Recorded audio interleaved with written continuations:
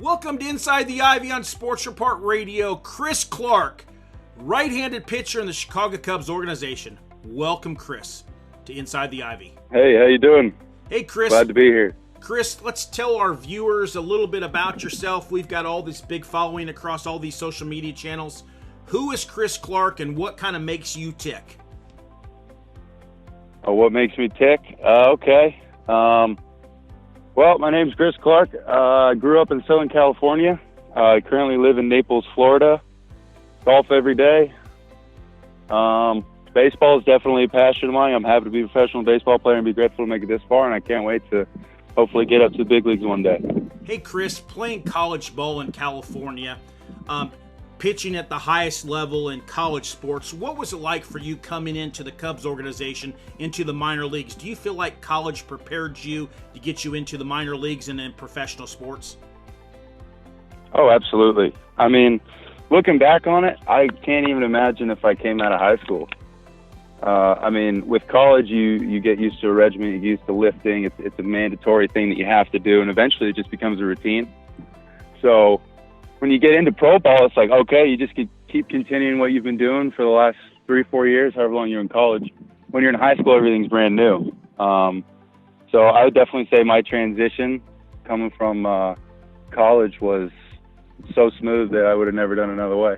Also, I have to thank the Cubs because they open every draft player with open arms. I mean, there wasn't a hiccup during the whole signing process or the physicals. It was just, all right, we're here. Let's get it done. Like, welcome.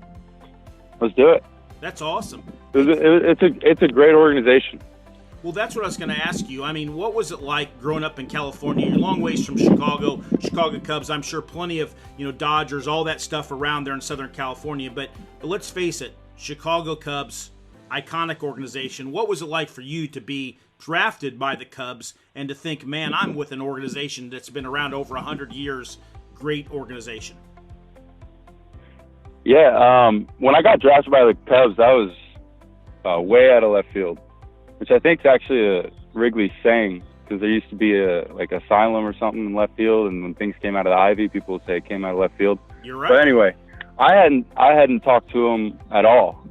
I think the last time I talked to the Cubs prior to them selecting me in the draft was September, like from June. Mm-hmm.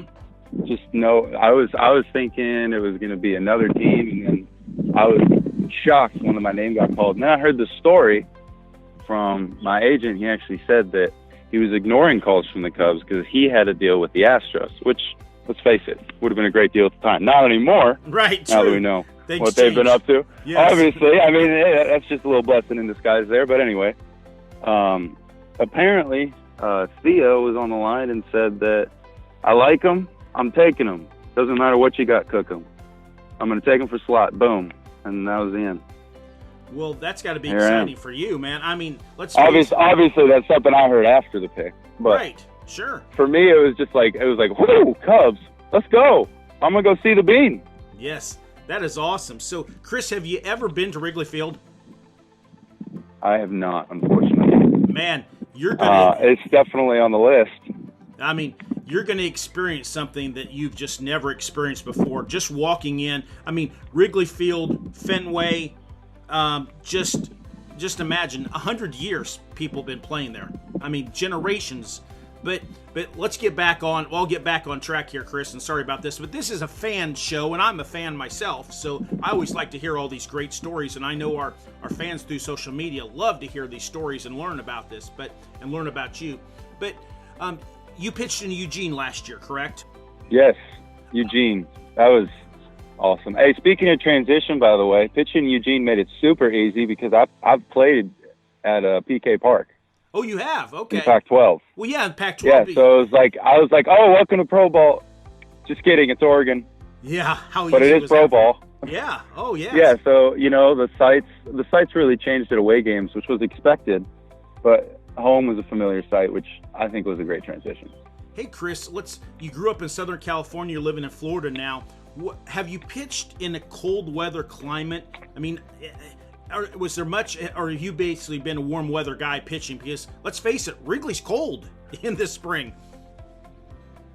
Yeah, I've definitely been more of a warm weather guy. I would say that's definitely my preference. I prefer when it's humid. I actually played summer ball in Bethesda, Maryland, and that's my favorite place to play baseball because you can literally just bend over a couple times and stretch your arm once or twice and you're hot. I mean, who doesn't like playing humidity? But cold, I feel like, I mean, I've played in Utah and Arkansas when it was right around 30 degrees, you know, and I was just wearing my normal gear. I mean, I had a jacket when I was on the bench, but I mean, cold when I'm pitching, I mean, you shouldn't really be taking your focus too much on the weather, you know. It's kind of somewhere else to where you don't really feel the temperature, I guess is what I'm trying to say. It really just comes down to whether or not you're sweating or not. Right. So I don't really think the cold affects me that much, and I've pitched enough to prove that, I feel like. Chris, have you always been a starter your whole career, like in high school, travel ball, and college, or have you ever relieved, middle relief? What makes it work for you on pitching? For me, I used to be a starter. I was a starter growing up my whole life. I mean, how can you argue that? I think most people that are my size, I mean, I'm 6'7", 220, are usually starters. But bullpen, bullpen's where it's at. I mean, I love starting because I know which days I can golf. And I also love going 100 pitches, and I hate taking the ball out of my hand. But when you're out of the bullpen, there's nothing better than just knowing that you got one inning to just let it eat. You know what I'm saying? Oh, that's a great attitude to have. Great attitude. I'm sure. I mean, just having that attitude, I mean, that's unique from because I talk to a lot of people, and having that attitude in the bullpen, that's really cool. But Chris, growing up in Southern California, did you play other things besides baseball? Were you football, basketball, other things, or you just concentrate on baseball? I mean, you're a tall guy. I figured maybe you played basketball. Yeah. No, I'm terrible at basketball. You can ask any of probably some of the people you've interviewed. I look like a giraffe that has walked for the first time every single time I try and dribble. But my sports were a little different. I was kind of more to the extreme. I grew up kind of mountain biking, like skateboarding, and then I got into I used to build longboards. I like at school and sell them. So I was kind of more like a wheel guy, and then baseball was fun too. And then it got to high school, and it was like, okay, all I see is to snowboard, but you can't do those things if you want to play professional baseball, let alone even amateur baseball. I mean, it's so obvious that you can't naively say, I'm just going to do this every single day and not get hurt, when you're going to try a bunch of different stuff, and you're always going to get tweaked somewhere. So in high school run, I kind of just dropped all that and focused on baseball. And I wanted to play football. And my parents said, no, you're not going to play football. You're going to get hurt.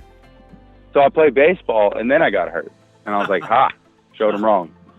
But, yeah, I had surgery my junior year in high school, missed that whole year. And then senior year came back and then rolled right into SC. And here I am with the Cubs today. Chris, you've been an awesome interview. I appreciate you taking a little bit of your time to talk to us. We're going to follow your career, from the South Bend Cubs to Myrtle Beach to Iowa, maybe even a stop in Tennessee before you get to Iowa and even to Wrigley Field. But the whole goal with this series is to talk to really good people like yourself and a lot of people to figure out who you are, because we just love minor league ball, and playing baseball is just phenomenal, and we just love talking to good people like you. And Chris, I can't thank you enough. Thanks for taking your time to do a little short interview on Inside the Ivy on Sports Report Radio. No problem. Thank you so much for having me. You're so easy to talk to. Anytime.